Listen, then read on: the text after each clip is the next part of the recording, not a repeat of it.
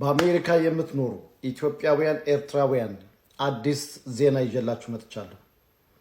ይሄንን እንድትጠቀሙበት ኢንካሬጅ አድርጋችኋለሁ። እንድትፈጥኑ የተወሰነ ሊሚት ነው ናምበር የተወሰነው የካናዳ መንግስት የፈቀደው ማለት ነው። ለማን ነው የፈቀደው? H1B ስፔሻሊቲ ኦኩፔሽን ቪዛ ሆልደር ለሆናችሁት ማለት ነው።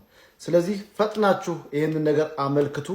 ፋሚሊዎቻችሁን ልጆቻችሁን ይዛችሁ መምጣት ትችላላችሁ። እናንተ ይሄንን ሆልደር ከሆናችሁ የዚህ ቪዛ ሆልደር ከሆናችሁ ባለቤት ካላችሁ እነሱም ወርክ ፐርሚት ማግኘት ይችላሉ። ልጆች ካሏችሁ ደግሞ ልጆቻችሁ የስተዲ ፐርሚት ማግኘት ይችላሉ ማለት ነው።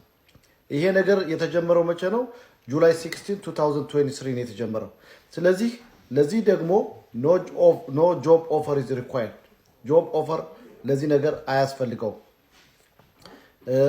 አፕላይ ለማድረግ የሚያስፈልጉት ኳሊፊኬሽኖች ምንድናቸው? ይሄንን ነገር አፕላይ ለማድረግ የሚያስፈልጉት አንደኛው ኮፒ ኦፍ H1B ኮፒ ያስፈልጋቸዋል።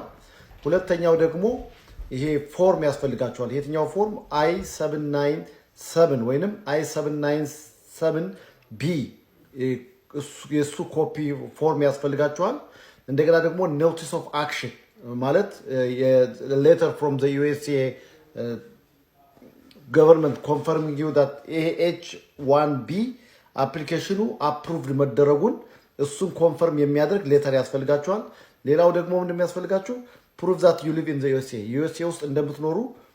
ሌላው ደግሞ ሰቻዝ ምንድነው ፕሩፍ እንደሆነ ይሄ I94 የሚሉ ታውቁታላችሁ። እዛ የምትኖሩ ይሄንን ሆልደር የሆናችሁ ሰዎች ይሄን የምናገረው ነገር ይገባቸዋል። ይሄ አራይቫል ወይንም ዲፓርቸር ሪከርድ ማለት ነው።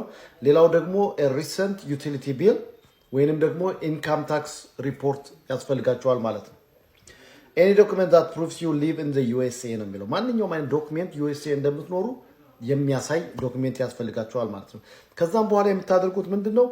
IRCC ላይ ይሄ IRCC ፖርታል ሪኩዌስት IRCC ላይ አፕላይ ማድረግ ነው።